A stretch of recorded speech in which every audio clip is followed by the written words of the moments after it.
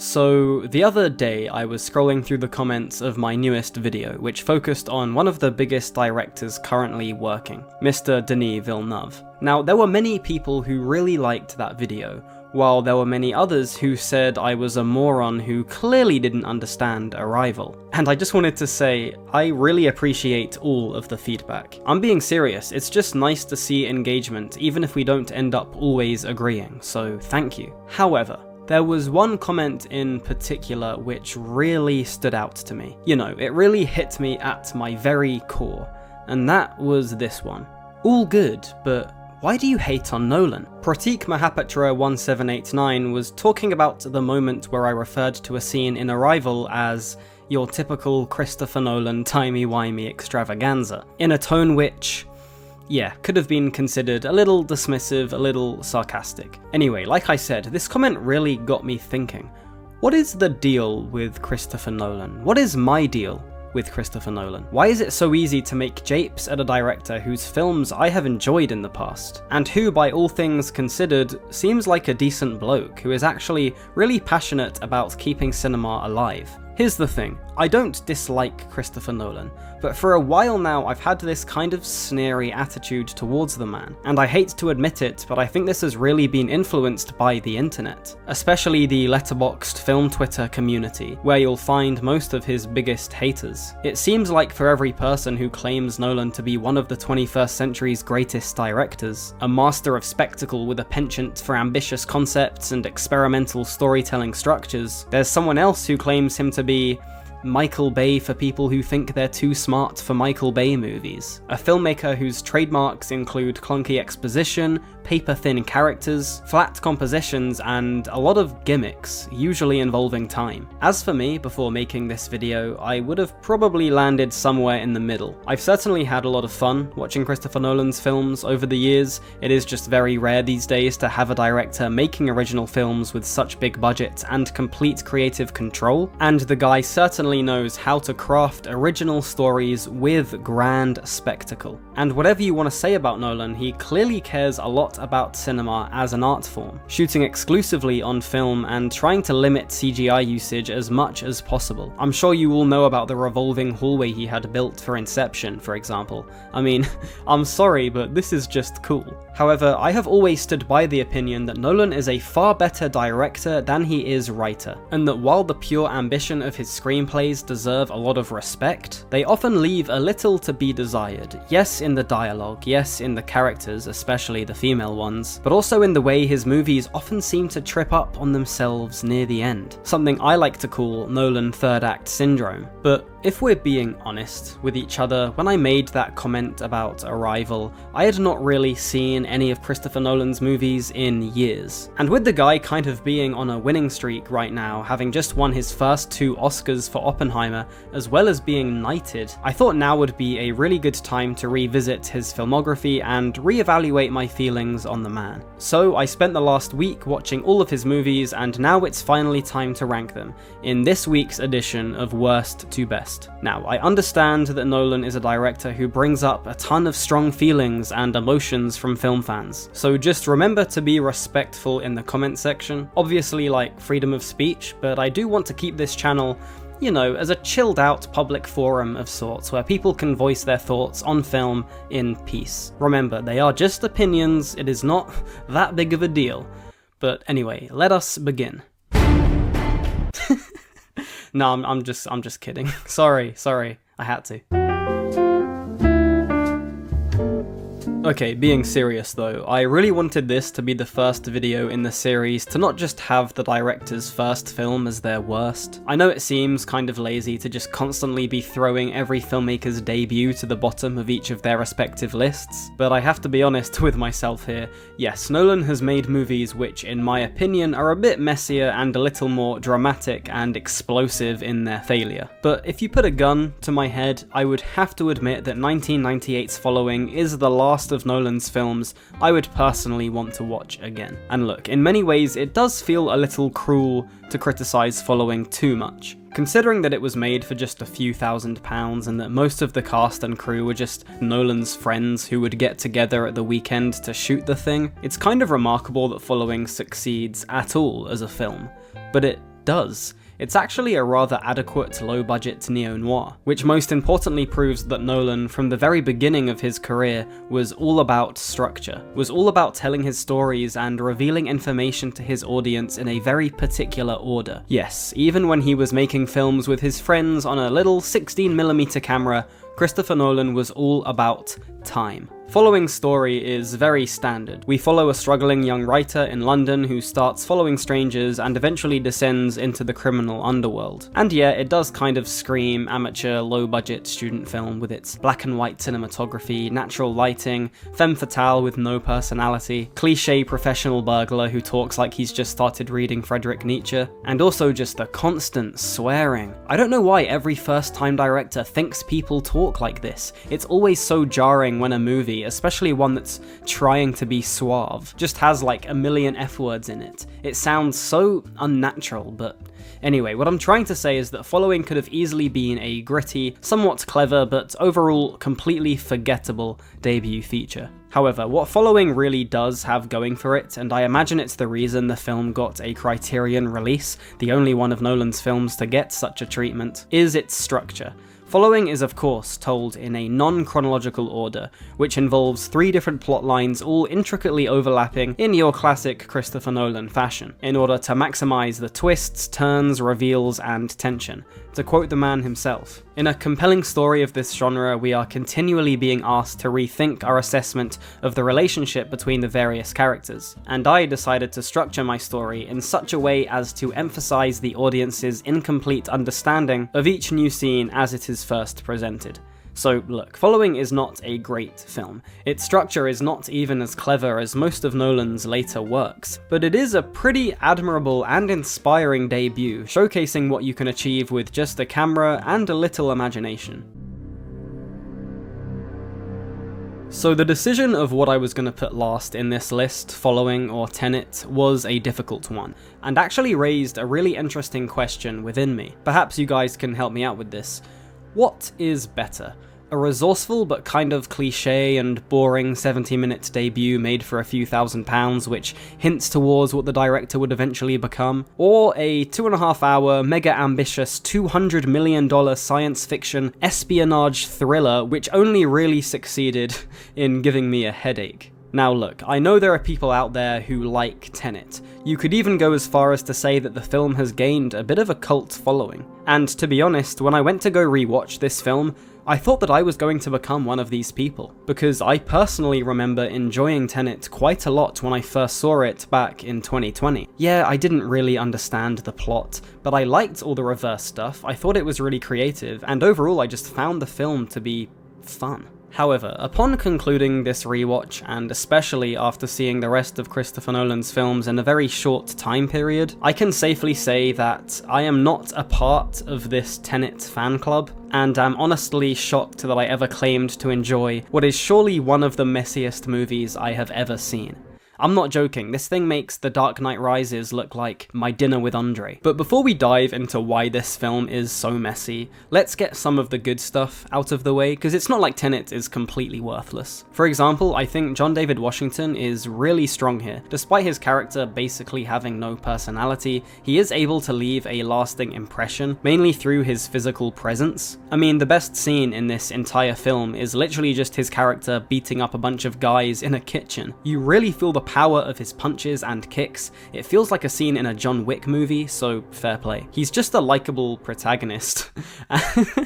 No pun intended. And I really enjoy his bromance with Robert Pattinson's character. I wish there was more of this throughout the film, but oh well. However, let's face it, the best thing about Tenet is its sheer ambition. Like, this thing is so balls to the wall crazy that you can't help but just respect what Nolan was attempting here, even if I personally don't think it's executed that well. All the scenes involving the film's main gimmick of time inversion, where we have characters and objects in the same frame, moving backwards and forwards through time, it's not something I've really seen before, so in that sense it is pretty cool to watch, especially when it's all backed by such a large budget. I mean, there's literally a moment in the third act of this film where you see a destroyed building reassemble before being blown up again, and in a vacuum it is kind of awesome. However, I just don't think that Nolan takes this time inversion thing anywhere near as far as he could have.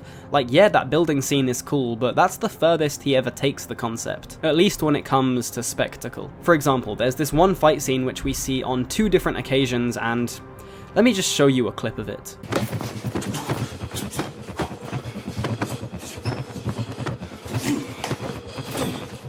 Am I the only one who finds this really boring and underwhelming? Don't get me wrong, hand-to-hand combat scenes have never been one of Nolan's strengths, and it's something we'll talk more about in a bit. But compare this to the hallway fight in Inception. Like, it's just night and day. Then there's the climactic battle, which, yeah, has some cool moments, but I was watching this the other day and it suddenly hit me.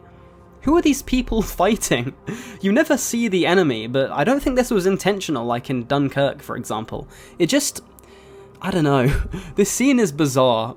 Just watch it back, it feels off. And the sad thing is, these time inversion scenes are the movie's selling point. In fact, Tenet very ironically feels like a film that was made in reverse, with Nolan wanting to shoot these insane backwards action scenes, and basically writing a plot that they could all fit into. However, not only are these scenes mostly disappointing, but the story he constructs around them and the execution of said story is, in my opinion, Nolan at his very worst. Nolan proving his biggest detractors right. For example, there's this one pretty infamous review of Tenet on Letterboxd which claims that half of the dialogue is exposition, and honestly, I actually think it's kind of an understatement. Here's the thing, Nolan's films are always going to have more exposition than most, mainly just because of their inherent complexities and favour for high concepts. And look, I'm not saying there is anything fundamentally wrong with exposition. Hell, 2 of my favourite science fiction films of all time literally open with just walls of text that you have to read. However, exposition is something you need to be delicate with, and it's clearly something Nolan has struggled with throughout his career. Ironically enough, I think his best use of exposition came in only his second ever film,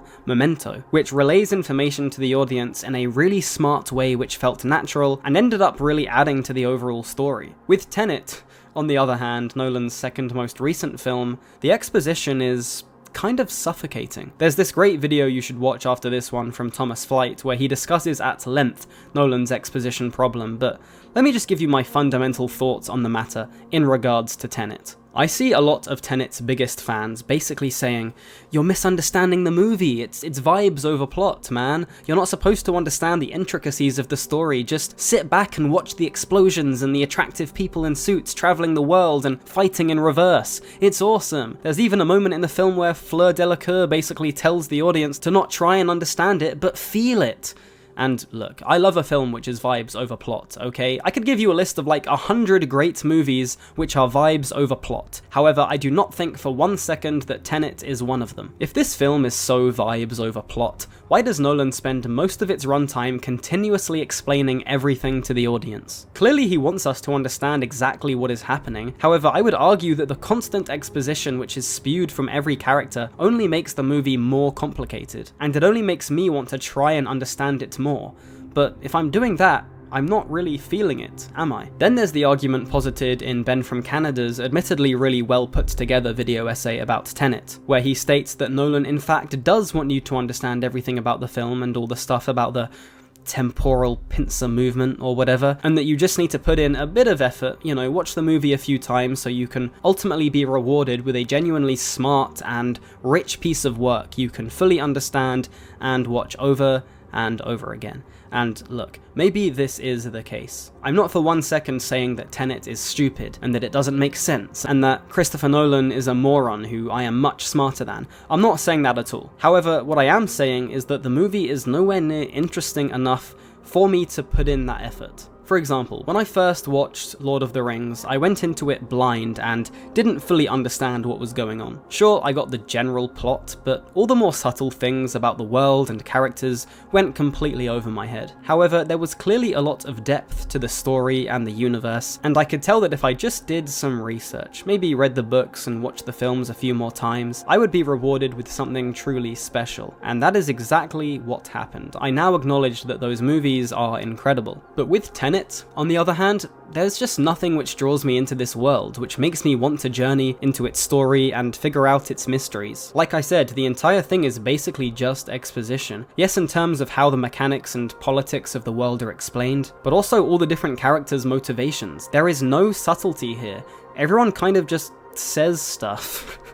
The most obvious example of this is Elizabeth Debicki's character. Now, Christopher Nolan has in the past been accused of not necessarily writing female characters very well, and I think, to be fair to the guy, he was clearly trying a bit harder here, but unfortunately he falls into the trap of basically just saying, I know, let me add a ton of trauma to the female protagonist. She can be in an abusive relationship with Kenneth Branagh and his dodgy Russian accent, and I'll also add in a son that she can never see.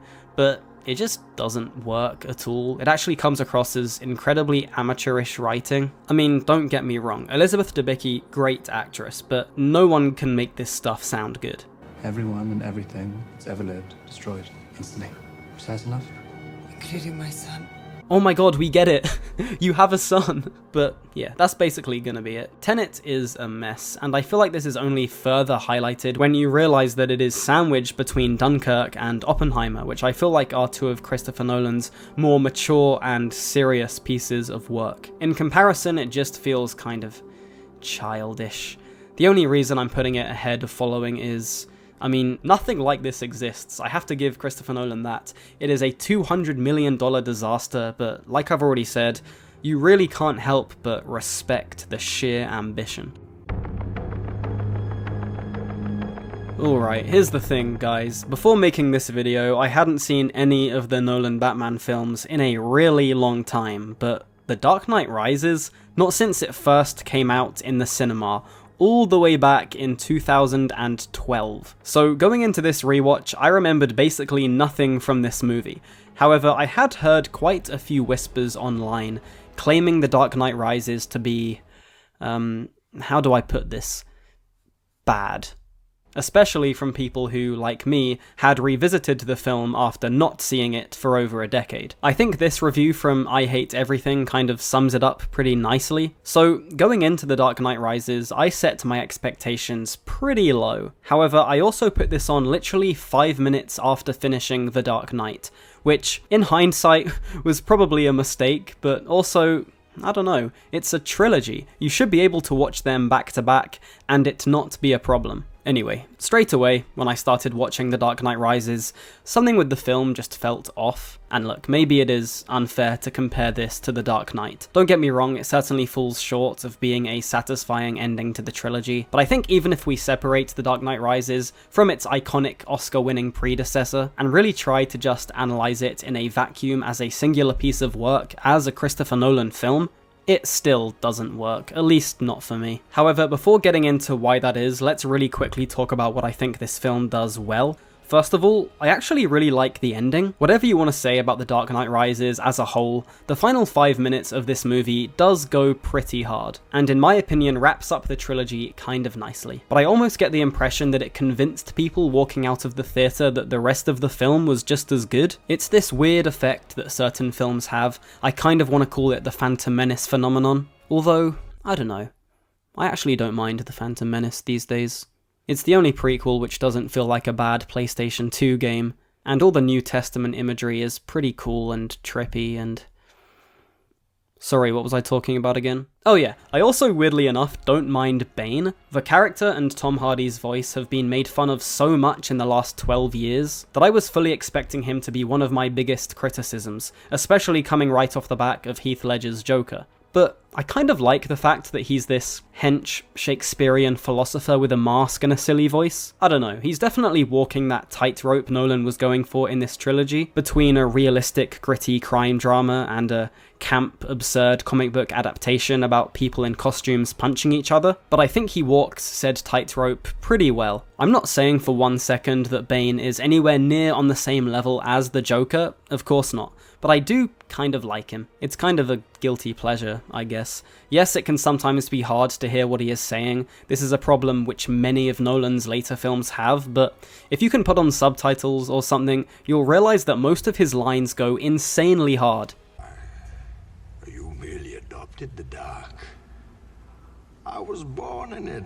Yes, he's ridiculous, yes, he's silly, but in my opinion, Nolan and Hardy just about get away with it. It just about works. At least until the third act, where it's revealed he's not actually the villain and he never speaks again, but we'll get into that later. I also like the fact that Gotham genuinely got better after Batman's heroic, selfless sacrifice at the end of The Dark Knight. Yes, I am part of the crowd who thinks it's a bit weird that Bruce Wayne just retired after the events of the last film. I don't think it's really in character for the guy to just quit. However, I do like that the previous film's ending is actually given weight and meaning and positive consequences, because so often sequels will sort of reset everything that happened in the last movie as a means to tell the same story again, and it's nice to see Nolan not taking that road here. However, this does lead into one of my many flaws with The Dark Knight Rises, which is that Gotham almost feels too different from the last film. This is something which becomes very apparent when you watch the Dark Knight trilogy back to back, but there really is little to no consistency between any of these three films, whether that's visually or tonally or architecturally or anything. All three movies sort of feel like they take place in parallel universes. There were so many times while watching The Dark Knight Rises that I just had to stop and be like, hold on a second, who are all these people? What's going on? Because not only does the film introduce like 50 new characters, honestly this makes A Feast for Crows feel like, I don't know, the tortoise and the hare, but it also does away with most of the citizens of Gotham we knew and loved from the first two movies. Alfred, for example, just leaves near the beginning because he wants Bruce Wayne to get a girlfriend or whatever. And not only does this completely go against the character of Alfred from the comics, it goes against the Alfred from the previous two films who would never do such a thing. Jim Gordon is also in hospital for half of this film. Now, don't get me wrong, he's still a strong character. I think his guilt surrounding Harvey Dent being seen as a hero is one of the film's strongest aspects, but I don't know, it's almost like Nolan only had a few weeks to shoot all of Gary Oldman's scenes, so just cut him out of the movie's second act. It's kind of weird. But the worst example, by far, is Bruce Wayne. You know, the titular character. This is supposed to be a Batman film. Where is he? It's literally called The Dark Knight Rises, but honestly, a more realistic title would be The Dark Knight isn't really in it much. Instead, we get a ton of time devoted to the police force. Now look, I understand that the police have always had a role in Batman's lore, but what am I watching here? Is this Brooklyn Nine-Nine?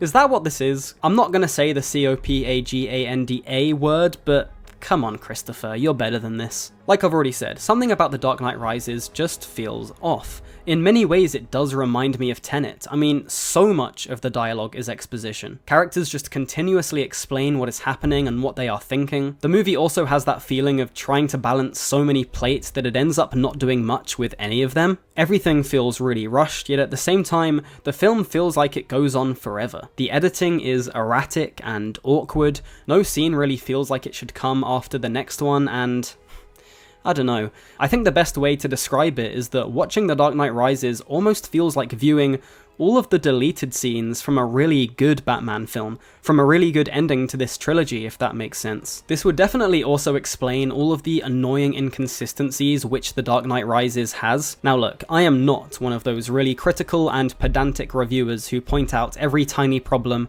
and mistake and plot hole and continuity error a film has. At the end of the day, these are just movies. They are escapism. They are made to entertain us.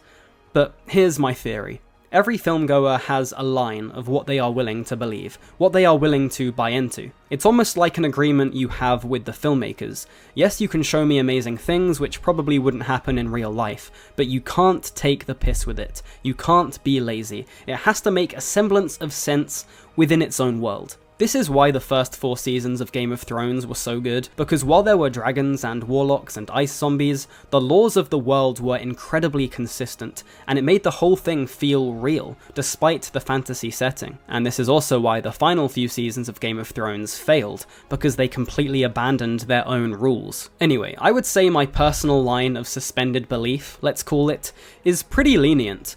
But The Dark Knight Rises definitely crosses it, and I would argue that this is one of Nolan's biggest flaws across his entire filmography. He often just takes it one step too far, to the point where the holes in his movies become too wide to ignore, even on the first viewing. Like, for example, the way Bruce Wayne is seemingly able to teleport in this film, or the way that Batman is somehow able to turn off the sun. Like, he goes under this bridge in daytime, but when he emerges it's suddenly like midnight, because we just have to have the Caped Crusader in the dark, I guess.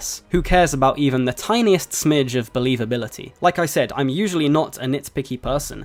Take Inception, for example. That film is about going into people's dreams, yet I never really question anything because it is at least making an effort to respect its audience. Yet I would say with movies like Tenet, like The Dark Knight Rises, and a few others Nolan has made, he seems to just take the piss a bit. It's lazy writing, in my opinion, for the sake of just a tiny bit more spectacle. I hope that makes sense. You know, I could really go on about this film for a lot longer, discussing all the problems it has, from the flat hand-to-hand combat to the dumb twist in the final act with Marion Cotillard, which kind of reduces Bane to a sidekick and is clearly only there to have some shock reveal at the end. And then of course we have probably the most laughable death scene in movie history, but you've probably heard it all before. Yes, The Dark Knight Rises has some good stuff. Once again, you cannot fault Nolan's ambition. I think all the stuff with the pit, you know, the pit, that whole pit thing, is actually really interesting and powerful. The ending is strong, and it does make a lot more sense and is a far more enjoyable watch than Tenet. However, at the end of the day, The Dark Knight Rises is unfortunately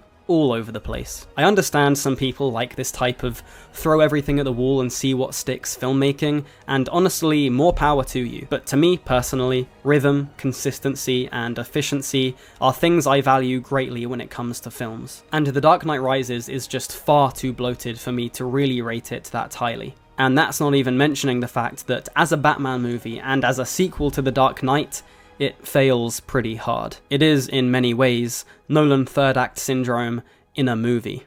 Yeah, sorry guys, not even Anne Hathaway could save this one.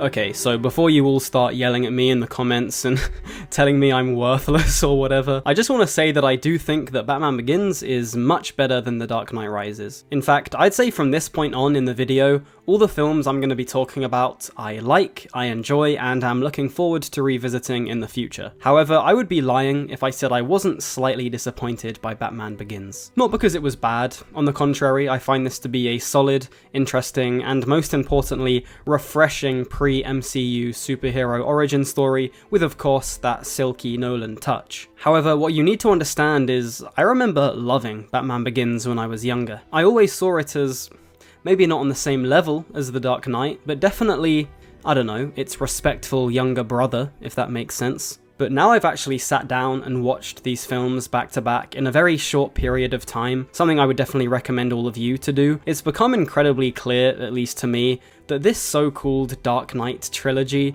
is just carried so heavily by its middle installment. I mean, I really feel like we have a Maradona at the 1986 World Cup situation here, with The Dark Knight being the trilogy's clear breadwinner compared to both Batman Begins and The Dark Knight Rises, which I basically see as companion pieces of varying quality either side of the main story. But before I go too deeply into the highs and lows of this specific movie, I thought I would use this opportunity to discuss Nolan's Batman trilogy as a whole package, considering that this is the film which introduces us to this universe. Kind of a difficult task to accomplish, just because the three films do feel so different to each other, and there's not that many underlying consistencies across the trilogy, but let me just try and summarize my thoughts. In a general, overarching sense, I think what Nolan was trying to do with this trilogy is really cool. As I'm sure you all know, for a long time, pretty much all superheroes, but especially Batman, were seen as being silly. This is mostly due to the admittedly hilarious Adam West show from the 60s, the Tim Burton movies from the late 80s and early 90s, which yes, tried to be dark, but in my opinion always felt incredibly camp and pretty lame. And then of course Batman Forever and Batman and Robin, which, yeah. But even outside of the Caped Crusader, yes, we started to get critically acclaimed superhero movies in the early 2000s, such as the first few X-Men films, which I don't think have aged very well, and of course, Sam Raimi's Spider-Man trilogy, which people seem to adore nowadays, and yeah, I can kind of see why, but my point still stands that these were pretty much all light, breezy and cartoonish takes on the superhero genre. And then Christopher Nolan comes into the game. You know, young and up-and-coming director who is hired to reboot Batman, but this time, play him straight. Take the Caped Crusader and place him into a far darker and more realistic world. And I'll be honest, it is such a refreshing take on the genre, both compared to what came before it, and the slew of, to be kind of brash, conveyor belt superhero content which now dominates and is arguably crippling the landscape of cinema. And look, I'm not one of those people who aggressively hates the MCU. I find the Guardians films to be great, and I'll always cherish the memories of watching Infinity War and Endgame in the cinema on opening day. But I do completely understand where Scorsese was coming from in regards to Marvel movies, and overall they certainly feel a lot less bold and unique and artistic compared to what Nolan was doing with the Dark Knight trilogy. I don't know, man, it's just cool to see a guy basically making serious Michael Mann crime thrillers, and sort of just adding a superhero texture pack to it, even if the films do vary massively in quality. And look, don't get me wrong, I sometimes feel like Nolan took it a bit too far. At times it does almost feel like he is embarrassed to be making comic book movies. I will certainly say, as a fan of Batman, these are all better films than they are Batman films, which is quite a popular sentiment I used to always roll my eyes at, but now that I've actually rewatched this trilogy, no, I do understand where people are coming from. But that isn't to say that Batman Begins and the entire Dark Knight trilogy completely just doesn't understand the character and world, because I actually think that in terms of live action, this is the second most faithful Batman we have, the first of course being the new Matt Reeves version. For example, I really like the relationship between Batman and Bruce Wayne in all of these films. I love the scenes where Bruce has to pretend to be like this arrogant billionaire arsehole in order to avoid suspicion, and Christian Bale just plays it incredibly well, of course. We also here have an actual strong portrayal of the no killing rule and the no gun rule. It's such an important part of Batman as a character, which for some reason people like Zack Snyder just don't include in their version of the character. And yeah, I know Nolan's Batman technically kills some people, but I'll take it. I also just love the selflessness of this Batman. Yes, of course, in the ending to The Dark Knight, which we'll get to in a bit, but don't forget the ending of Batman Begins, which ends with one of the hardest lines in cinema. I never said thank you.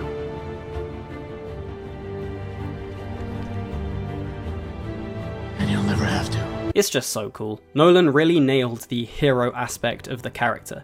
If I had one criticism of his Batman/Bruce Wayne, however, it would be that he comes across as kind of stupid. I don't know, he's just a bit of a derp in these movies, which is a shame because one of my favourite aspects of Bruce Wayne in the comics is his genius-level intellect. I mean, he's canonically one of the smartest people on the planet, as well as being an expert hand-to-hand combatant and the world's greatest detective. But this Batman, and this is by no means Christian Bale's fault, I think he plays the character pretty well, but this Batman does kind of just come across as a likeable bloke with a strong sense of justice who relies on the money of his parents' company and the technology of Lucius Fox. Which, you know, is fine, it's really not the end of the world, but like I said, in the comics, Batman is this incredible bastion of stoicism, masculinity, genius, inventiveness, resilience. He's a one-man army, a towering example of across-the-board peak human performance, who is able to hold his own against literal aliens. Would it have been cooler for Nolan to sacrifice a tiny bit of realism for that Batman, for that Bruce Wayne instead? In my opinion, yes. Oh, and also, the voice just does sound silly. It gets sillier and sillier in every film, and I also don't understand why he uses it when it's just him and one other person. This is too much power for one person. That's why I gave it to you. Yeah, he knows who you are, Bruce. You don't have to do the voice anymore. Then we have the main three side characters of the trilogy, who, honestly, are all 10 out of 10 in terms of the casting. Gary Oldman, despite being more well known for his villainous roles, gives a note-perfect performance as the square Jim Gordon. Virtuous, decent, but also with a slight vulnerability, a slight frailty which works really well. Michael Caine is of course great as Alfred. I won't do that to you, Master Bruce. I will not do it to you. And I won't make the voice like that. The voice can't even come like that. He's basically yodeling. And Morgan Freeman as Lucius Fox is a personal favourite of mine. I love the back and forths he has with Bruce, where neither of them explicitly state that he's Batman, but there's just this, like, respectful wink wink nudge nudge rapport between them. It's just funny. The score from Hans Zimmer and James Newton Howard goes incredibly hard. And overall, I do find Nolan's interpretation of Batman to be pretty fascinating. Don't get me wrong, I think if every single superhero adaptation looked and felt like the Dark Knight trilogy, we would eventually get bored. But if you actually look at all the comic book movies which have come out since the Dark Knight trilogy, very few of them have gone down the same dark, serious, semi-grounded road which Nolan did. And I honestly think that's just because, for the most part, he completely nailed that balance between film and superhero film with 2008's The Dark Knight. It is my feeling that The Dark Knight Rises is just not Batman-y enough. I think by 2012, Nolan was a little embarrassed to be making superhero movies, which is why we ended up with this pretty boring, messy crime thriller, which barely has the character in his own film. And that Batman Begins is just a little too conventional, a little too safe. Now, that is not to say that this film does not do interesting things outside its, straight, non-campy portrayal of a superhero. For example, I think this is some of Nolan's best non-linear storytelling, not something we usually see in origin stories, which I think says a lot about the incredibly safe and risk-free creative process of most superhero films. You really would think that most origin stories would tell their story out of order, introducing the fully fledged superhero before going back and forth in time, explaining how they got to this point. It seems like such an obvious and easy win, but to be honest, the only film I can think of which does this other than Batman Begins is the first Deadpool. Anyway, if there's one thing Batman Begins really gets right, which is ironically the most difficult thing to get right when adapting Batman to the big screen, it's Batman himself, it's Bruce Wayne, who here, with the help of Nolan's non-linear storytelling, has a genuinely well-executed and believable arc. And fair play to Christopher, man, because when you're trying to make a realistic superhero story, of course you need to focus on grounding the more over-the-top aspects of comic books. The costumes, the villains, the gadgets, as well as creating a world which actually feels real, palpable, which abides to the laws of physics and reality which we all know and love. And sure, Nolan does all of this pretty well, but it's actually the character of Bruce Wayne, something which most filmmakers before and after have basically ignored, which feels the most real here. Bruce really does feel like a human being, especially in Batman Begins, which devotes most of its runtime asking, why? Why is this billionaire dressing up as a bat and fighting people? What are his motives? What is he afraid of? What does he want? We get to see him as a frightened child, an angry young man. We see him train in the mountains with the League of Shadows and Liam Neeson, personally my favourite scenes in the whole film, and we finally see him emerge as a man. A Batman, in fact. And I love the fact that it takes like half of the movie for us to even see Batman in action for the first time. The moment he's introduced where he's taking out all these goons and we can't even see him, and then we finally do see him, it's excellently edited, it's really tense. I'd actually say it's the only time in the entire trilogy where Batman genuinely feels scary. Like, we really get to see how his enemies feel when they take him on. Yet on the flip side, Batman also feels vulnerable. I'd say this is something the entire trilogy gets right, but especially in this one, the guy gets beaten around. I mean, there's literally one point where Scarecrow gives him a bad acid trip and sets him on fire. I'll tell you what, I've been there. But yeah, overall, Nolan gets a lot of flack for his characters, and I'll admit, he's usually not the filmmaker you go to if you want deep, complex character studies. But I would say that Bruce Wayne, specifically in Batman Begins, is actually really great and one of his best characters, so fair play. The other thing Nolan does exceptionally well here, which he basically drops in the other two films, is just how horrible Gotham is. It's disgusting. Watching this film, you can completely understand why Bruce Wayne is constantly putting his life on the line to clean the place up. And yeah, I don't really know why Gotham just changes to like a pretty nice generic city for the rest of the trilogy. Not only is the change just a genuinely annoying continuity error when watching the movies back to back, but it also takes away from Batman's plight a bit. But anyway, the reason why I was slightly disappointed by Batman Begins and why it isn't a bit higher on the list is because I do think it unfortunately suffers from Nolan third act syndrome. Because here's the thing, I love the first half of this film, but once Batman is established and we return to Gotham with Scarecrow and Liam Neeson trying to blow up the city or something, it just loses me a bit. Thank God they didn't bring this plot back for The Dark Knight Rises. Anyway, to put it simply, I don't really like Rachel. Katie Holmes at times feels like she's in a completely different movie, one with animated animals dancing around the frame. And it is also clear watching this that Nolan had not yet learnt how to direct action, specifically hand-to-hand combat, which, to be honest, I don't think he's ever fully got the hang of. The fight scenes in this movie are boring.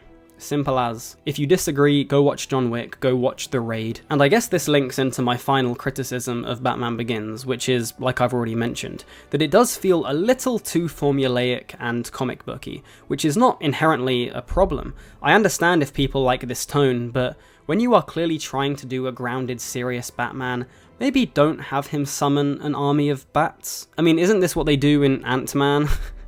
Like, imagine this being in The Dark Knight, it would feel so out of place. There's also a lot of annoying jokes in this one. I think you can have one really dumb but funny quip in your gritty superhero film, and Batman Begins has one. It's nice coat. Nice coat. Nice coat is hilarious, but it should have been the only one. There are unfortunately quite a few more of these in the film, and they get progressively more annoying. Luckily, it's something Nolan was able to tone down very well in The Dark Knight, and I do think that sort of hits the heart of why Batman Begins maybe doesn't work for me as well as it perhaps deserves, even. It does just make me appreciate how good The Dark Knight is at balancing that specific tone which Nolan was hired to achieve, but clearly he needed Batman Begins to almost act as a test run, which is what this movie ends up feeling like at times. It's Nolan seeing what works and what doesn't, before he was eventually able to make his superhero crime thriller magnum opus. I hope that makes sense. Anyway, let's move on. So I get the impression that Insomnia is often seen as the black sheep of Christopher Nolan's filmography, but that's not really anything to do with the movie's quality.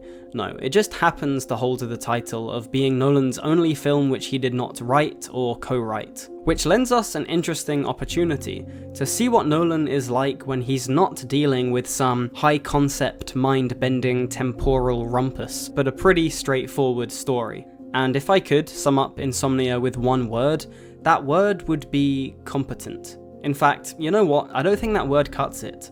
This movie is adequate, it's sound, it's rock solid. Does it feel like a Christopher Nolan joint? No, not really. If we're being honest, it feels more like a mid-tier David Fincher film, but I mean that as a compliment. Insomnia was the last movie I watched for this video, and due to its pretty middling reputation, I wasn't really looking forward to it. But it actually ended up being an incredibly refreshing palate cleanser, which proved to me that Nolan can step outside his very specific brand and style of filmmaking, with perhaps even a little less creative control than usual, and still completely hold his own as a confident and skilled director. And it's an even more impressive feat when you realize that this was Nolan's first studio film, and his first time working with huge names. Honestly, not to put down the guy's insanely ambitious original screenplays, but I would love to see Nolan return to direct a project which he did not write. It's just nice to see him work with something as grounded as Insomnia. Anyway, I'm not gonna spoil the plot, as I'm sure some of you haven't seen this yet, but here we basically have Al Pacino and Robin Williams, two, let's be honest, phenomenal actors, doing your classic detective killer cat and mouse thing, in an Alaskan town where the sun doesn't set. Like I've already said, it is not the most experimental or unique story ever. There is nothing being done here which is mind-blowing, which you've never seen before, but on the flip side, I don't really have any flaws. It is, across the board, an incredibly consistent thriller. As someone who personally used to struggle with sleep quite a lot, I found the way Nolan went about capturing Insomnia really evocative, and Pacino's portrayal of a man who essentially gets progressively wearier as the film goes on, it just felt very faithful and sincere. Also, speaking of Pacino's character, I really like the arc he goes through here, not even necessarily within the story, but in the eyes of the audience. Because in the beginning, he's introduced and we think, oh, here we go, it's Al Pacino, you know, it's Serpico. He's gonna come in here and shout a lot and overall be this incredible, arrogant detective. And right at the beginning, he sort of is that. But what I really like is how the film plays with our expectations, and subverts not only what we originally thought of the character, but what he thinks of himself. It's pretty clever. And then of course we have Robin Williams, whose character is equally ambiguous but much more creepy. It's a subtle performance, much more subtle than Al Pacino's, but they actually work really well together. The relationship and shenanigans these two characters get into is pretty tense and captivating. Overall, I would definitely check out Insomnia if you haven't. No, it's not reinventing the wheel, it probably won't blow your mind, but it is a solid thriller which doesn't overstay its welcome, and I was pleasantly surprised at how much I ended up enjoying it. Okay, so we've now hit that point in the ranking where the difference in quality between each individual spot is really not that great. Or to put it another way, I'd say that the next 4 or 5 movies I'm going to be talking about I feel pretty similar towards. These are all, to me, just your classic Christopher Nolan films, which share many of the same strengths and weaknesses, so the actual ordering of them is really just down to my own instincts and personal preferences. But with that being said, let's talk about The Prestige, which is not a movie I really hear about that often anymore, and I'm not sure I fully understand why. Sure, it doesn't have the sheer scope and spectacle of something like Inception or Interstellar, nor the boisterous set pieces and explosions of Tenet or the Dark Knight trilogy. However, I think where The Prestige really succeeds is in its many, many layers. The word clever is thrown around a lot when it comes to Nolan's filmography, and as I've already talked about, it seems like for every person who considers his films to be really smart, there's someone else who claims them to be merely popcorn movies which appear smarter than they actually are. And again, not to just sit on the fence for this entire video, but overall I would consider myself to be somewhere in the middle of these two opinions. However, it's films like The Prestige which do make me think. Perhaps this guy's movies are as clever as his biggest admirers claim them to be, because I think that this is an incredibly intelligent piece of work, so much so that when I first watched it years ago, many of its more subtle meta intricacies and mysteries flew completely over my head. In fact, I still don't think I fully understand everything Nolan was doing here, but let me just try and explain what makes The Prestige so clever, but also why it's only number 7 in this list. Let's start with its surface layer. Here we follow Christian Bale and Hugh Jackman as two obsessive magicians in the late 19th century, who engage in an all-consuming rivalry with dangerous and even deadly repercussions. And this story by itself is pretty interesting. I think as humans we are naturally drawn to characters who are wholly obsessed with their art, and I think The Prestige really nails this aspect of the story. The intense anything you can do I can do better rivalry between Borden and Angier is incredibly compelling. It actually does remind me a bit of the relationship between Batman and the Joker in The Dark Knight. Not in terms of the characters' individual philosophies, of course not, but The Prestige does have that vibe of an unstoppable force meeting an immovable object. And the way Nolan frames this rivalry, having the two magicians deciphering each other's diaries, not only intensifies the obsessive feeling of the film, but also gives Christopher that oh-so-crucial avenue to constantly jump between perspectives and time frames. Now, the whole diary thing is something that the book originally did, so we can't give credit to Nolan for this idea, but what I will say is that the way he navigates this pretty complicated non-linear structure I find to be incredibly impressive. I would have loved to have been in the editing room when this thing was cut together, because it's just remarkable how they made what is ultimately a very choppy and intricate story so easy to follow. However, speaking of The Prestige's more technical aspects, I will say that watching these films back to back really did highlight just how much better suited Nolan is to those huge IMAX cameras that, from The Dark Knight onwards, he shoots most of his stuff with. It's not that The Prestige's cinematography is bad, it's just kind of flat and monotone. And I think this becomes even more apparent when contrasted with the movie's magical tone, or when compared to the gorgeous depth something like Interstellar or Oppenheimer has. It's not a huge deal, but I just can't help and imagine how much better this film would have looked had Nolan made it today. Anyway, let's talk about the more specific plot elements of The Prestige. The biggest thing I remember really not liking the last time I watched this film was the whole Hugh Jackman clone thing. Yes, the look-alike body double, which I found to be a bit silly and hard to believe, but pretty funny, but especially the whole deal with David Bowie's cloning machine.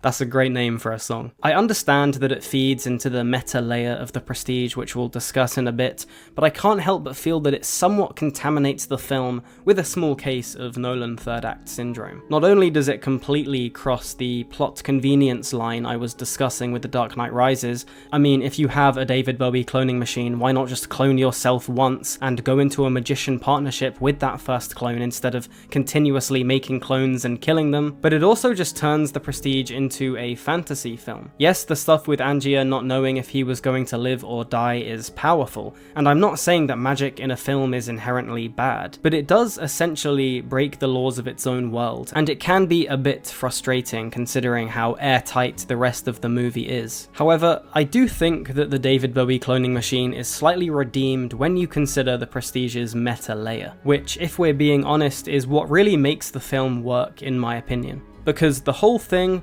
is literally a magic trick. The movie opens with Michael Caine, who is great by the way, explaining the 3 stages of a magic trick: the pledge, the turn, and the prestige. But what the audience probably doesn't understand, at least not on the first viewing, is that the 3 acts of this movie mirror the 3 acts of a magic trick. Act 1 is simple. It introduces the world, the characters, and the stakes, like all Act 1s do. Act 2 takes these players and introduces something extraordinary, being both protagonists' versions of the transporting man trick, culminating in Hugh Jackman discovering and using the David Bowie cloning machine. But it's Act 3 where the Prestige really becomes the Prestige, no pun intended. For it turns out that Nolan had been dangling the truth right in front of us throughout the entire film, even having multiple characters outright telling us what's really going on. Well, how does he do it? He uses a double. No, it's too simple. This is a complex illusion. You only say that because you don't know the method. It's a double that comes out at the end. It's the only way. Right, he's fine. Look at him. But where's his brother? Here, Nolan is completely, and might I add, geniusly, playing the audience. For he knows that we will be too distracted by the emotions of the film's main rivalry, as well as the David Bowie cloning machine, to realise that there were in fact 2 Christian Bales the whole time, proving Michael Caine's original thesis that deep down we're not really looking for the truth, that we in fact want to be fooled. And what's even more funny is when you go back and rewatch The Prestige and realise just how obvious the reveal is. It reminds me of that selective attention test where you have to count how many times people pass the basketball, and you're concentrating so heavily that you don't notice the gorilla walking through the frame, or I don't know, that's at least what it felt like when I first watched The Prestige. I have heard some people claiming that they predicted the twist straight away, which, you know, fair enough I guess, but anyway. I do think The Prestige is a very clever film, and if the magic trick works on you, I feel like it's one of those experiences which you're never gonna forget. That's certainly how I feel. However, I would have to disagree with all the people who say that The Prestige is one of those really rewatchable movies. Yes, on a rewatch you're able to pick up on all the clues and hints throughout the film which allude to its big reveal. And of course it is just an enjoyable piece of cinema in its own right, even without all the meta stuff. But I would personally argue that The Prestige is... how would I put it? It's like a single-use movie, almost. Seeing the film again and again is basically watching a magic trick you already know the secret to. Don't get me wrong, it's still cool, it's still an enjoyable watch. But I think at the end of the day, The Prestige is more fun to think about and analyse than continuously watch again. However, perhaps someone in the comments can convince me otherwise. Like I've said, this movie is incredibly dense, and I would not be surprised if there were in fact more mysteries hiding in plain sight throughout its runtime. But for now, that's gonna be it. Oh wait, one more thing. Abracadabra? One of the single hardest final lines from a character in cinema history.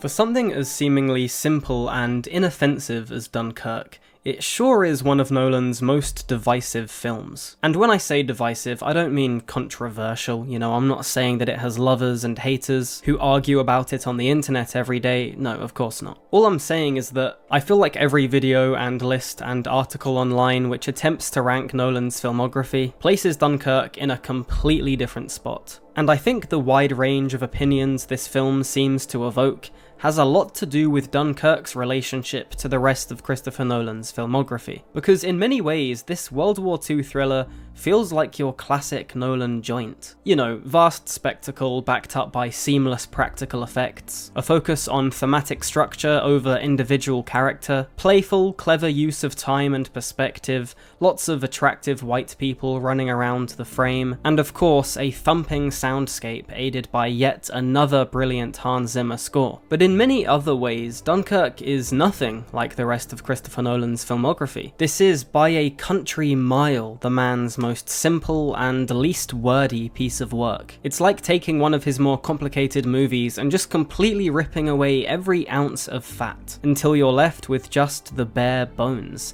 Seriously, watching Dunkirk feels like staring into the soul of Christopher Nolan. A land where there is no exposition, no mind-bending concept to wrap your head around, not even that much of a plot. Just pure, unfiltered movie. And I can see how someone who is perhaps not the biggest fan of Nolan's trademark 2 to 3 hour, trippy, non-linear odysseys through time and space would really find Dunkirk refreshing. What with its 107-minute runtime, the second shortest of any of Nolan's films after Following, and its earthy, visceral storytelling. Yes, this movie is structured around 3 interwoven perspectives and time frames, but it really isn't hard to follow, and thank God. Anything more intricate would not have been what a cinematic portrayal of the 1940 evacuation of Dunkirk needed, the objective of which was very simple: survive. However, I can also understand how people who were usually first in line for the new Christopher Nolan film, who adored his penchant for complex structures and high concepts, would have been slightly disappointed back in 2017 to see him release such a stripped down,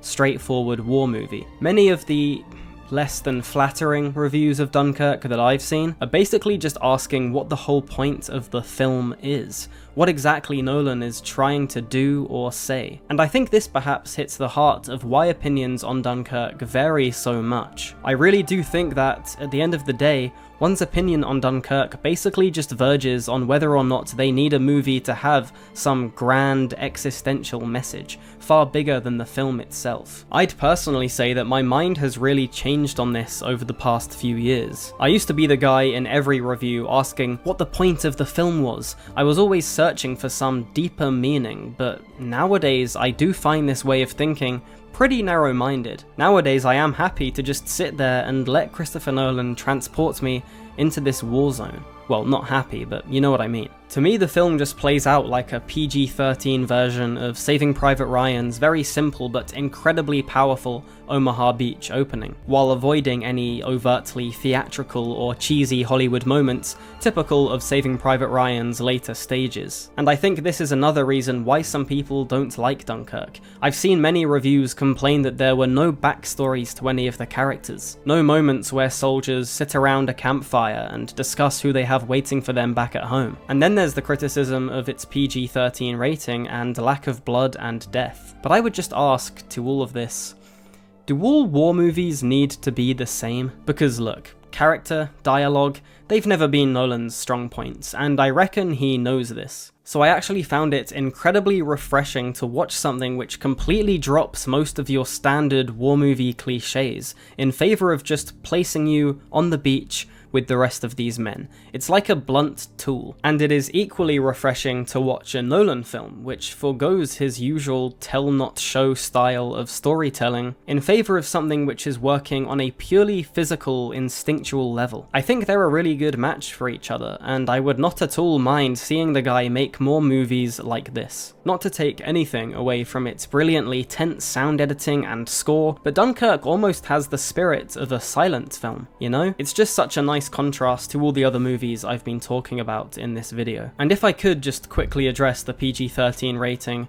look, I understand where people are coming from, but I would argue that while yes, there should of course be war films out there which fully depict the harrowing brutality of battle, which don't hold back at all, I do think there is a place for something like Dunkirk. I don't know. I like the fact that a 13-year-old could watch this and take something away from it, perhaps leaving the theatre with a newfound respect and appreciation for all those men who died fighting the Nazis. Not every war film needs to be come and see, even if its portrayal of warfare is more realistic. This is something we'll talk about more when we discuss Oppenheimer, but sometimes not showing all the gore and death of warfare, and in the case of Dunkirk, not even showing the enemy, it can be effective in its own way. Yes, I do understand people who perhaps want a bit more from both their war films and their Christopher Nolan films. And I'm not going to pretend that I revisit Dunkirk anywhere near as much as the far more philosophically complex Apocalypse Now, or on the Nolan side of things, his far meatier works such as Inception or Interstellar. But it is a film that I respect and appreciate quite a lot.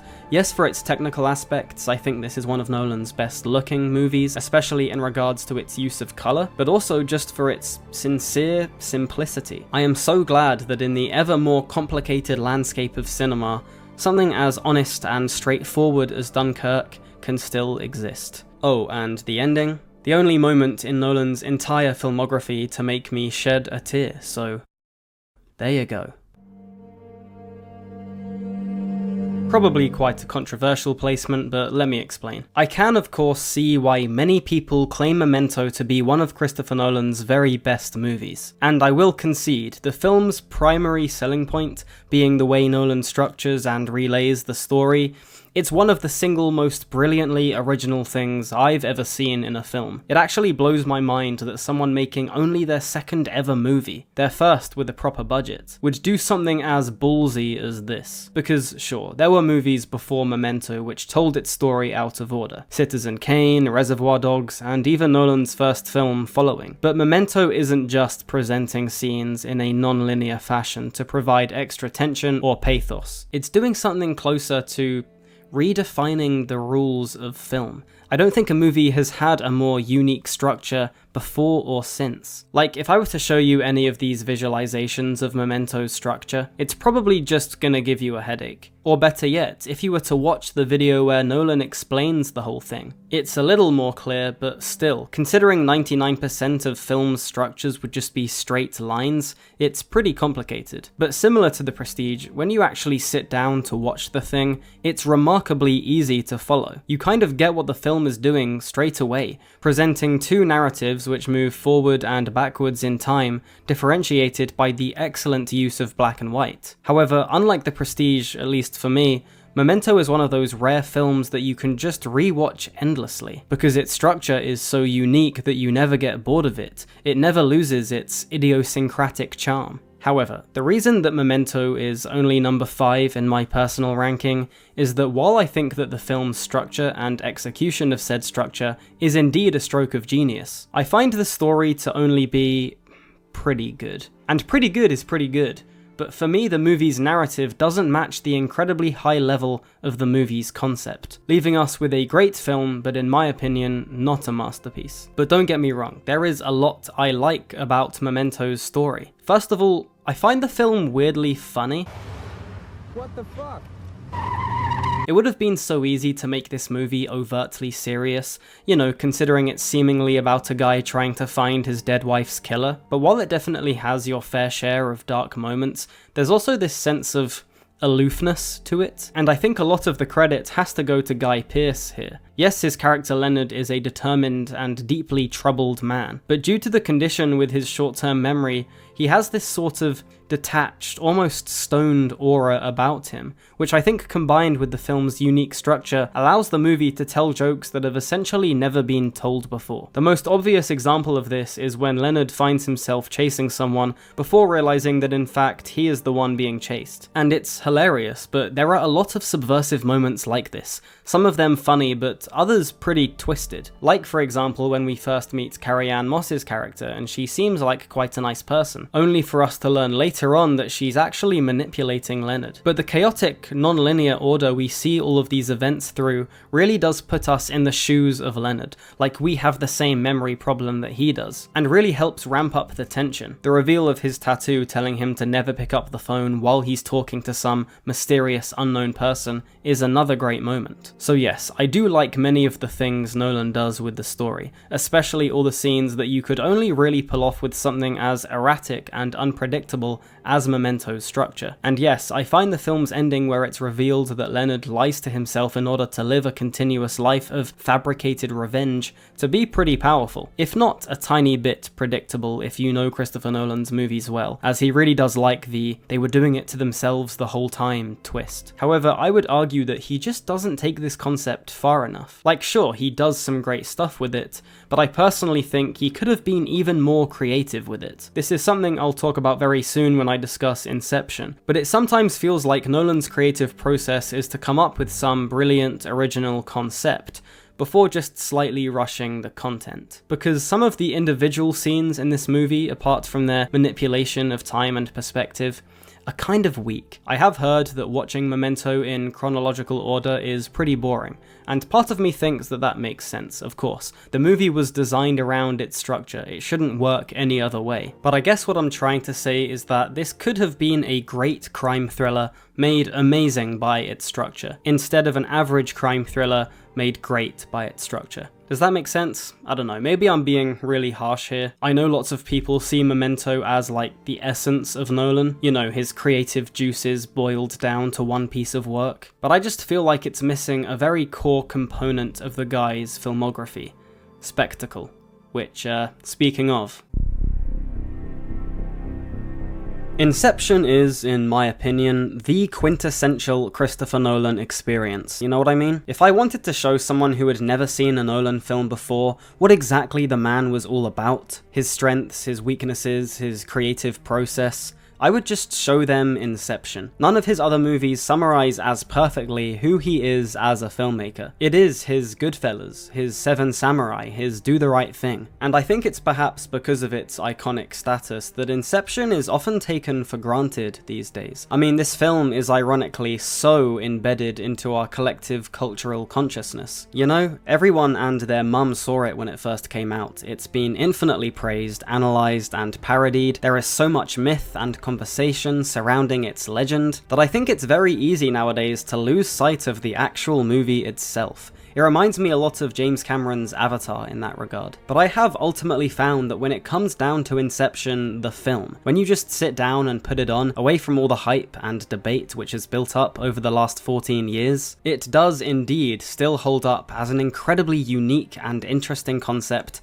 executed pretty well. In many ways, Inception is what Tenet was supposed to be, a structurally complex espionage thriller, featuring lots of well-dressed, attractive people fighting each other, all centered around a primary science fiction concept, clever enough to really engage with people's brains, yet coherent and straightforward enough to appeal to mass audiences. And while I think the time inversion stuff in Tenet had potential, I am glad that it was Inception and its concept of dream infiltration which Nolan decided to take seriously and execute properly. The transcendental, futuristic, psychedelic criminal underworld of Inception is such fertile soil, such a perfect sandbox for everything Nolan loves doing, everything Nolan excels at, that I'm honestly surprised he hasn't made any other films set in the same universe. This thing is just filled to the brim with spectacle. From the explosive James Bond style action scenes, to the mind-bending visuals, to all the clever set pieces such as, yes, the hallway fight, which I've mentioned multiple times already in this video, but how can I not? It really is just that awesome. And due to the dream within a dream within a dream concept, these scenes are able to be intertwined so intricately. You know, it creates this narrative structure which just begs to be told out of order. In many ways, Inception feels like the movie Christopher Nolan was born to make. Again, similar to Tenet, it's like the man decided on all the balls to the wall, insane set pieces he wanted to pull off. Of course, all executed with astute practical effects, before working out this clever story and original concept they could all fit into. And yes, dreams have been explored many times before throughout the history of cinema, from Kurosawa to Lynch to Fellini to Craven to of course Satoshi Kon and his 2006 movie Paprika, a film you'll sometimes see people claim Nolan completely plagiarized from, but honestly, I don't see it, and I think it mainly comes from people trying to seem clever. I mean, sure, there are similarities between Paprika and Inception, but when it comes down to it, they are fundamentally very different movies. I mean, if you really want to accuse someone of ripping off Satoshi Kon's work, go watch Perfect Blue and Black Swan back to back, if you can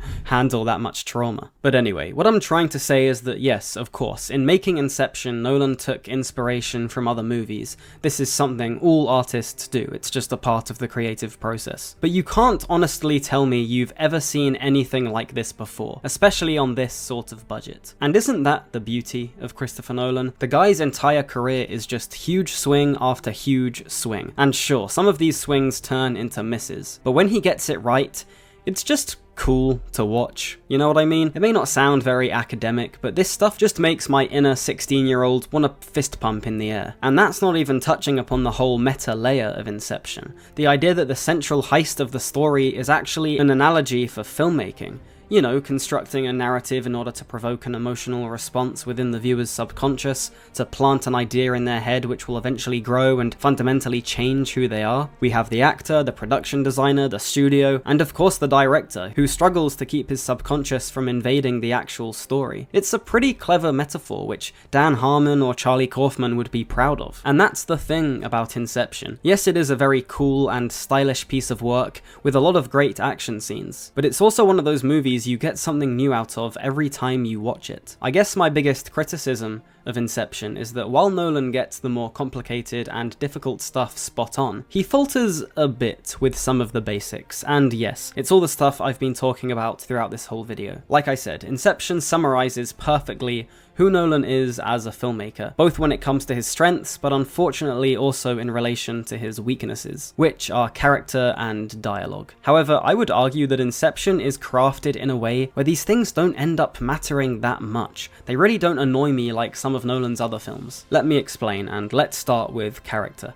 All the people in this film, bar one, are essentially as one-dimensional as the subconscious projections we see walking around the frame whenever we're in a dream. Even Dom Cobb, Inception's protagonist, is as bland and monotonous as his name, despite Nolan's best efforts to make his relationship between his wife and kids the film's emotional center. I mean, sure, some of it's powerful. I think Cobb continuously seeing the back of his kids' heads is a pretty chilling way of showing his remorse. And I don't mind the stuff with Marion Cotillard, I guess. The whole thing about being lost in these different versions of reality and losing your grip on what's real hit particularly hard for me. You know, living in a world which seems to be more and more dominated by the escapes of video games, alcohol, pornography, social media, etc. But let's face it, emotion, character, these are not exactly Nolan's strong points. But honestly, with a film like Inception, I don't think it's actually that big of a deal. For as much as I love character-driven stories, the only person in this film who needs to really feel like a multi-dimensional human being is Robert Fisher. And to be fair to Christopher, and of course Cillian Murphy, who has never been anything less than excellent throughout his whole career, he does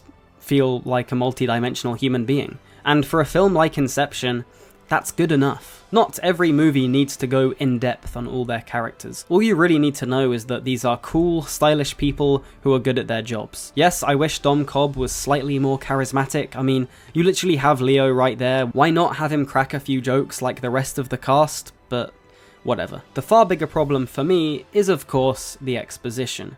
Again. Except, for whatever reason, it really doesn't bother me anywhere near as much as it probably should. Which is weird, because I genuinely think Inception is Nolan's most exposition-heavy movie, perhaps except for Tenet. I mean, not only do you have the character of Ariadne, who's basically just there to ask questions for the audience, but also, the exposition never stops. Like, even in the final act of the film, where the tension and stakes are at their highest, Nolan still feels the need to hold our hands and re-explain the laws of the dream world, despite the fact that he did a pretty good job with it all right at the start of the movie with no exposition at all. And like I said, this should all feel very annoying and disorientating, but it doesn't.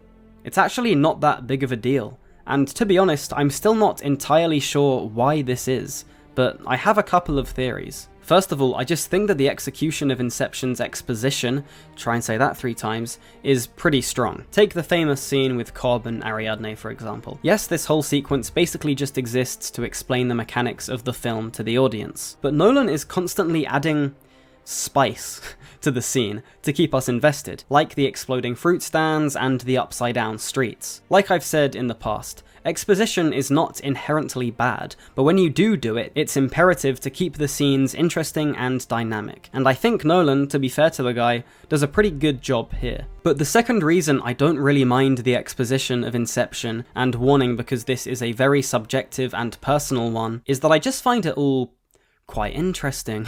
I don't really mind listening to all these brilliant actors discuss the trippy logic of futuristic dream technology. Again, it's just cool to watch. And sure, there is probably a better edit of Inception hidden in the version we eventually got. One with a little less explaining, especially in the final third. But honestly, I can't complain too much. At this point, it's just part of the film's identity. But that's pretty much everything I have to say about Inception. Brilliant concept, solid execution, especially when it comes to the practical effects and editing. The way the film is able to balance all the dream layers and actually have them affect one another is really clever and fun to watch. However, I do find myself wondering what it would be like if Nolan made this today, perhaps even with a slightly bigger budget. I don't know, call me greedy if you want, but I feel like there's just so much you can do with the concept of dreams within dreams, and that Inception only really scratched the surface. But who knows? Perhaps one day Nolan will release a sequel to Inception, with less exposition and even more spectacle than the first. But until then, I guess all we can do is dream. Nailed it!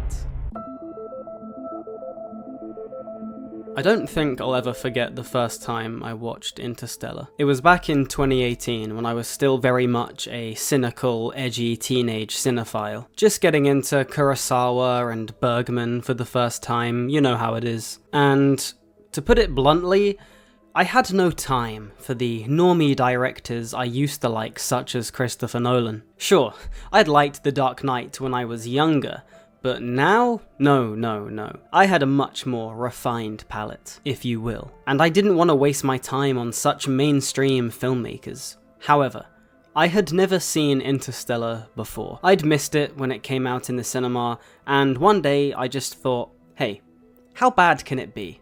So I put it on. And for the first 2 hours, I was actually in awe. It was that very rare feeling a film can give you where you're just sort of sat there in disbelief of how powerful and gripping it all is. Now, of course, even then I understood the flaws of Interstellar, which we'll get into in a bit. But yeah, I'll be honest, I was kind of shocked at just how much I was into it. Just how much Nolan had broken down my walls of cynicism and pretentious teen angst. And then the third act happened. And honestly, I can't recall a time, either before or since, where I felt more disappointed by a movie's ending. I just found it silly, to be honest, and it was from this experience where many of my beliefs and theories surrounding Christopher Nolan began to form, such as the idea that he is a great director but a bad writer, especially in regards to his dialogue, and of course the dreaded Nolan third act syndrome. In fact, for a while I had another name for Nolan third act syndrome. I called it the Interstellar phenomenon, when a film is doing everything right, until it just, very unfortunately, trips up on itself near the end, until it gets just a bit too clever for its own good and completely tanks. And so, for years, this is how I viewed Interstellar, and to a greater extent, how I viewed Christopher Nolan, an incredibly creative and passionate filmmaker who could not, for the life of him, stick the landing on his ideas. However, I have rewatched Interstellar twice in the past few weeks, and as you can tell by its placement in this video, my mind has changed on this movie. Maybe it's a sign of maturity, maybe it's that bell curve meme or something, I don't know. I definitely think that overall I'm just a more relaxed person these days. I'm less cynical, I'm more open-minded. Movies don't need to make perfect sense, nor do I feel the need to focus in on a film's flaws, just so I can hate on a beloved piece of media just to prove how edgy I am. Perhaps nowadays my heart's just a little bit bigger, but here it goes. Guys, I really like Interstellar. Now, don't get me wrong, this film is deeply flawed, in my opinion, perhaps even more flawed than movies like Inception, Dunkirk, Memento, and The Prestige. Yes, I still think the third act is slightly weaker than the first two. Yes, I find the whole bookshelf tesseract, we are they, I was your ghost thing to, sure, be moving, but also just a little predictable and cliche, especially if you've seen the rest of Nolan's films. Yes, I think the movie's actual emotional peak occurs only halfway through the film, and that the whole time time dilation thing is Interstellar's true jewel in the crown. Perhaps something Christopher didn't realize at the time, as he only dedicates 2 scenes to it. Yes, the constant exposition is unnecessary. I think some of it works, but once again, Nolan takes it too far. It's like he doesn't trust or respect us enough to actually understand what is going on, and is forcing us to hold his hand throughout the whole thing. Perhaps one day he can release I don't know, Interstellar hard mode with all the exposition cut out. I would so watch that. Yes, I think Anne Hathaway's love speech is corny, and this is coming from someone whose favourite musical artists are the Beatles and Bob Marley. And yes, I don't really like the whole Matt Damon arc. It's unnecessary, it really slows the film down, and also, it's Matt Damon. Don't get me wrong, Matt Damon is a great actor. He's good in Interstellar. Here, Nolan and whoever cast this movie made the cardinal mistake of having a character whose appearance is supposed to be a big reveal, revealed to be played by such a big name that they overshadow the initial reveal. If that makes sense. I said reveal a lot there. But basically, when you watch this scene, you're not thinking, oh my god, it's Dr. Mann, it's another human being, what does this mean to the story, how is this going to impact things? No, you're just thinking, oh my god, it's Matt Damon.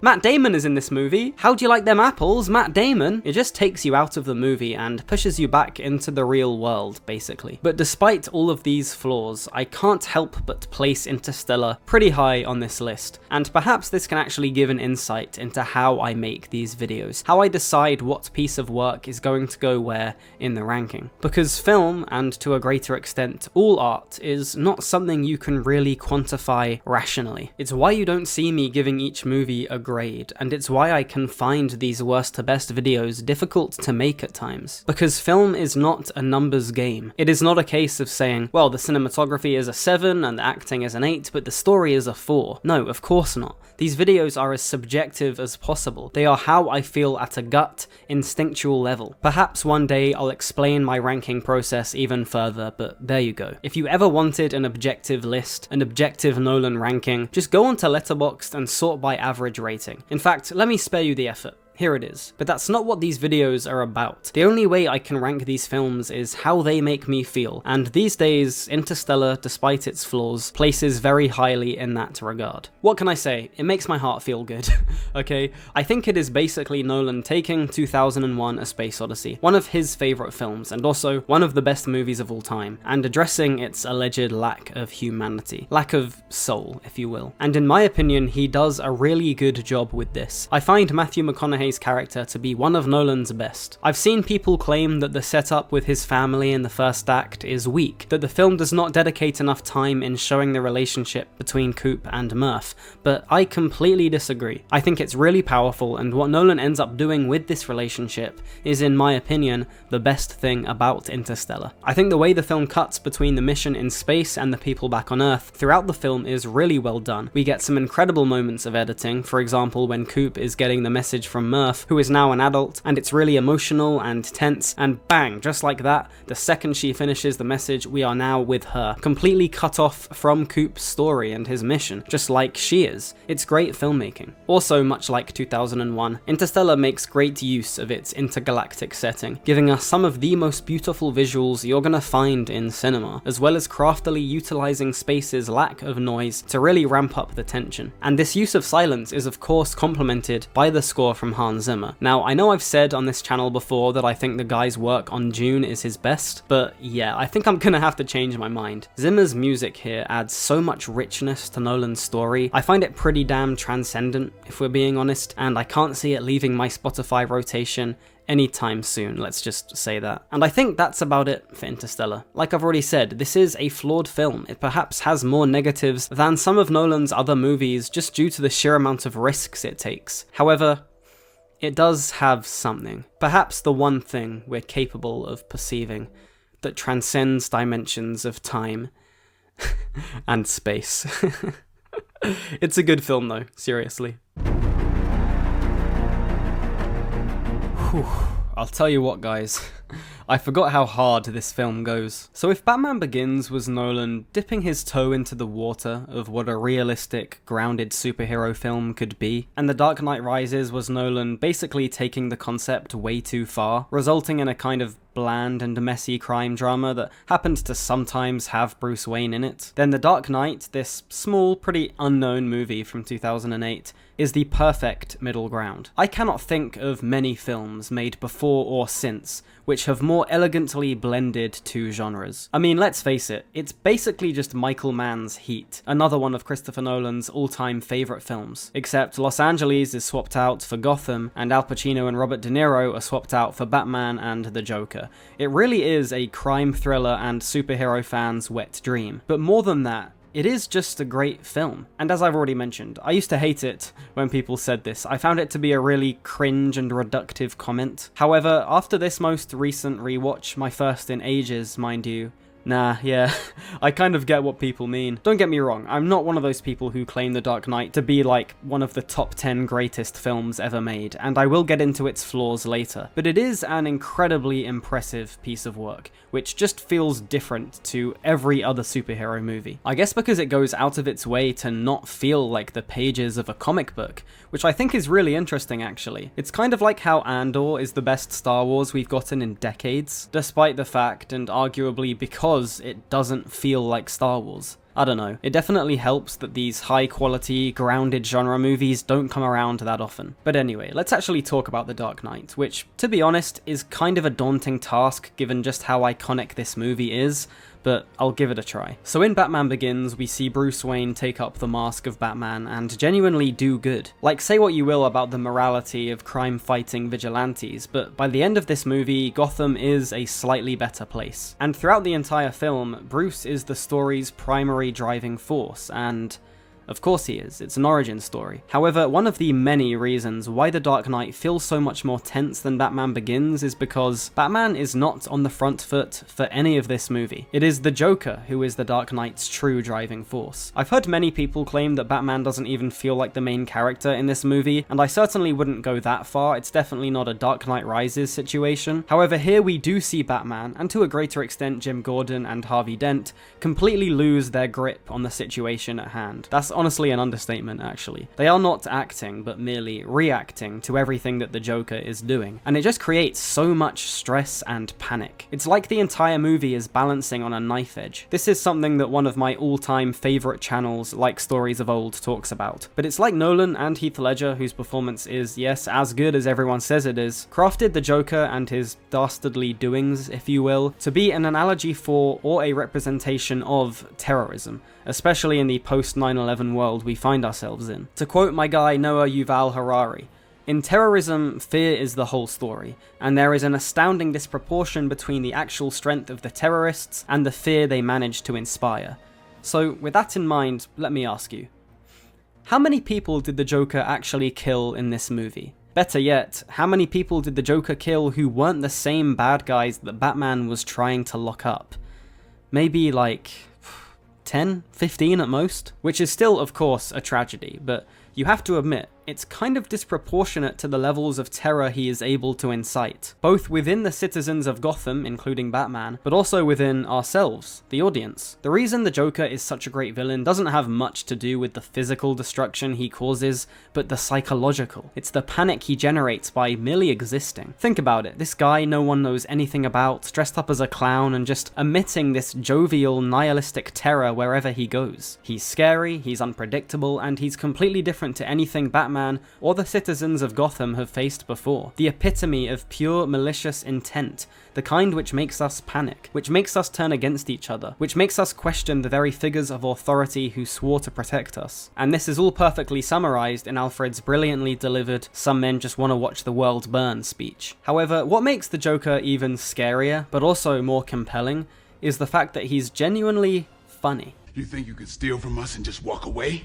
Yeah. This is something most adaptations of the Joker to the big screen just ignore, in favour of having some mentally unstable and kind of annoying guy doing a bunch of crazy bad stuff. But Nolan and Ledger actually made this psychotic killer clown not likable, but certainly riveting. Yes, of course, all of the Joker's iconic scenes and lines go incredibly hard. I feel like at this point they're permanently burned into our collective consciousness. But what I've only come to appreciate recently are all the more smaller moments which really add to his character, many of which are pretty hilarious and show that he genuinely enjoys what he is doing. Like, for example, the "slaughter is the best medicine" pun on his van, the hidden knife in his shoe, the claim that Harvey Dent, depending on the time, may be in one spot or several, him putting on hand sanitizer in the hospital he's about to blow up, him clapping Gordon, which was an improvised moment from Ledger, or my personal favourite, the vegetable peeler he has on him when he's captured. And this is the thing, he's not just some mad agent of chaos who wants to explode buildings and kill people. No, he is a human being with a genuine sense of humour, sense of pride, who can intimidate physically, who clearly cares about what he is doing,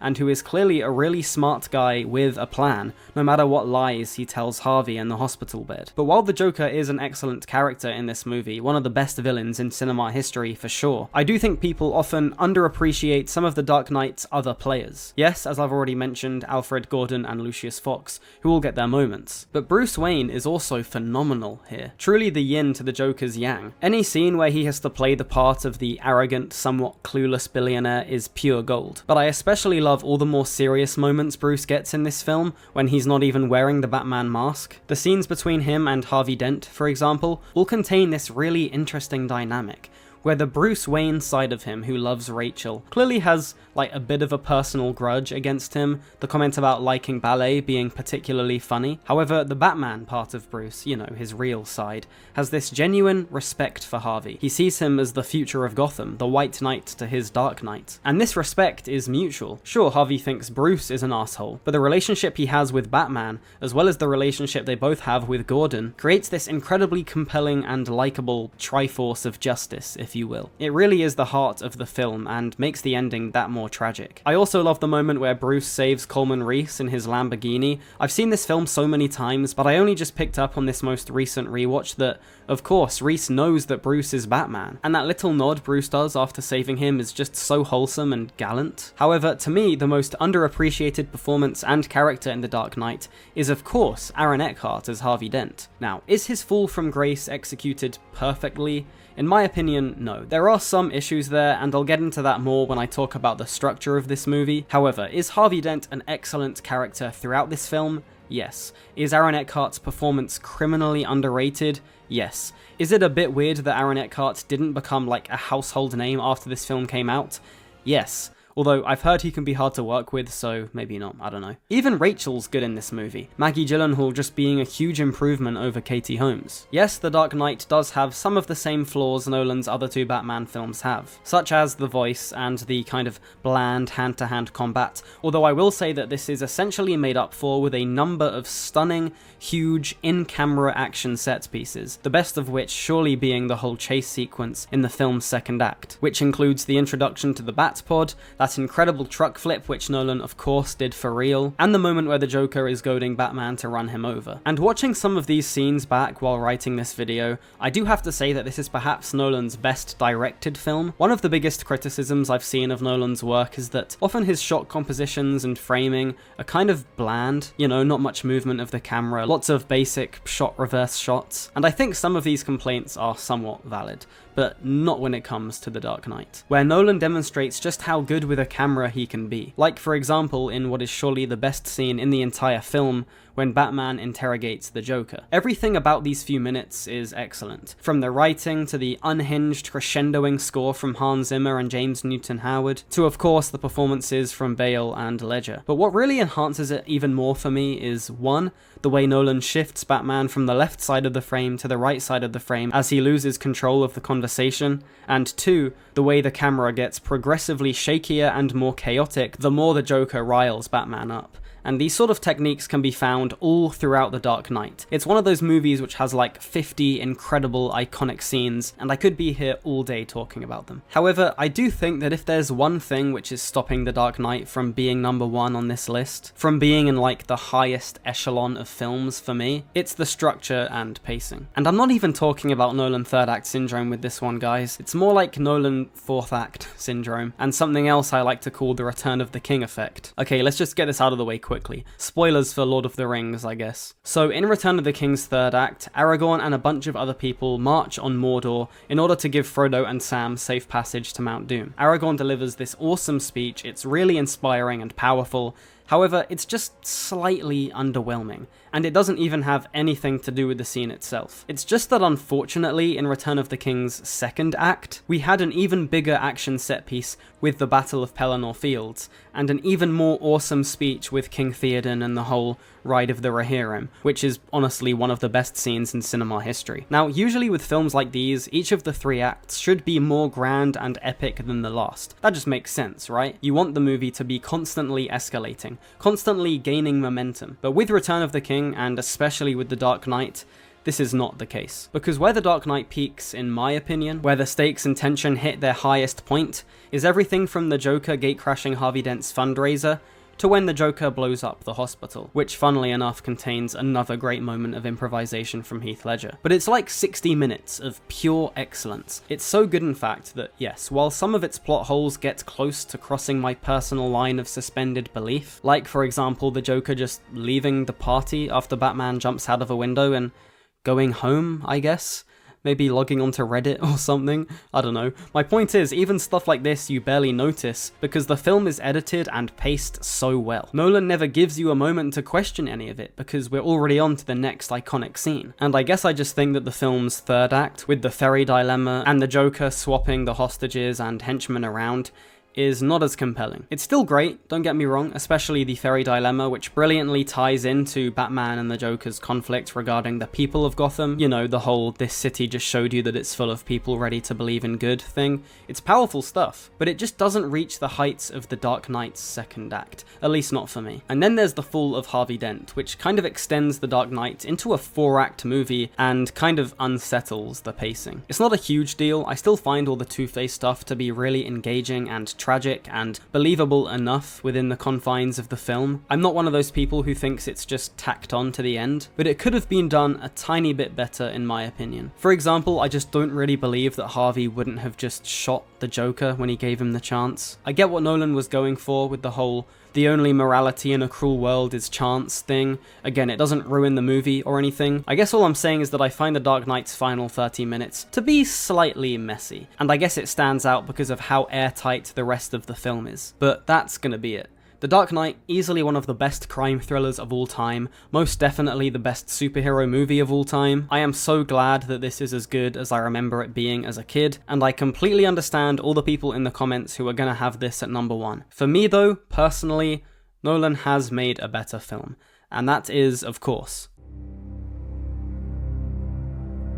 in many ways, Oppenheimer feels like the movie Christopher Nolan's entire filmography was leading up to. Because if I were to sum up the man's biggest strengths as a filmmaker, what his best movies are able to do so well, I reckon my answer would be threefold. The first one is easy. Spectacle. Whatever you want to say about how much sense Nolan's films make, how much exposition they contain or whatever, you cannot deny that he knows how to put on a show, how to raise our heart rates and drop our jaws. Nolan's second strength lies in the interconnectedness of these scenes, the way he is able to cut between various moments, often in different points of time and space, to craft an intricate web of spectacle, let's call it, which is greater than the sum of its parts. The most obvious example of this being in Inception's final act, where Nolan rapidly cuts between the different but interconnected dream layers, which leads us to the guy's third main strength, which is of course his masterful use of non-linear storytelling, which, if I had to very briefly sum up,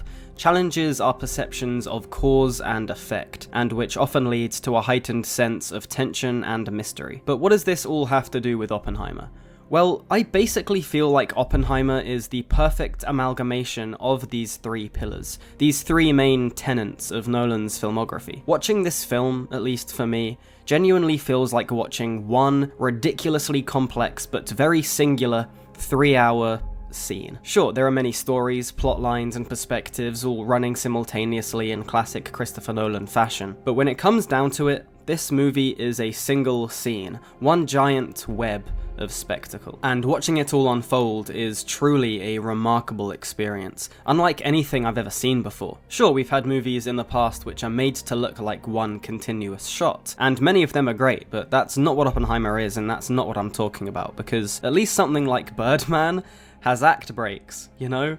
I don't even think I can compare the feeling of watching Oppenheimer to the feeling of watching any other movie. In many ways, its structure more mirrors that of a complex jazz composition, with different characters, conversations, locations, and time periods all sort of dipping and flowing in and out of the film. There is a fluidity and rhythm to Oppenheimer's edit which is hard to explain, hard to work out just exactly how Nolan and editor Jennifer Lame pulled it off. Because realistically, this is a 3-hour movie which mainly just consists of people in rooms discussing quantum physics and the Cold War. Still interesting, of course, and it goes without saying that Robert J. Oppenheimer is one of the most important and complex men of the 20th century, but it's not exactly on the same level of spectacle as Batman, or Wormholes, or Dream Infiltration. However, I would argue that Oppenheimer contains just as much, if not more, spectacle than any of Nolan's other movies, not necessarily in transcendent, mind-bending concepts and huge explosions, outside one very obvious and incredible exception, but in the weight of the conversations that are being had. Throughout this video, I have often cited dialogue as being one of Nolan's primary shortcomings, and I do stand by that for the majority of his filmography, but somehow, the guy completely pulled it out of the bag on this one. Oppenheimer's script is so incredibly dense and riveting throughout. For most of its runtime, you would swear you're watching something written by Aaron Sorkin. Because do you know what's more destructive than a nuclear bomb? Words.